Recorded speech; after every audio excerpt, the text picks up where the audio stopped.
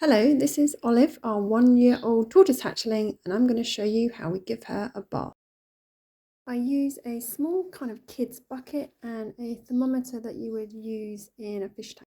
So first of all, I add cold water, then I top it up with some hot water to get a temperature of between 32 and 34 degrees.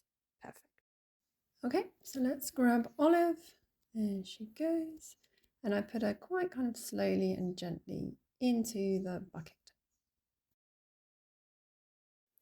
I then use one of the kids' medicine syringes just to spray some water over her back. She really seems to like that. She stays in between 5 and 10 minutes and then we pop her out and get her dry. It's important to dry them so that all that soil you've just washed off doesn't kind of stick back onto their wet legs and shells. So now I'm going to pop her back into her tortoise table.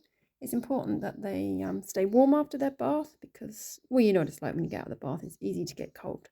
So I put her down and then I decided to put her somewhere a little bit warmer, right under the basking lamp so she doesn't get cold after her bath. And we do this about 3 times a week because Olive loves having a bath.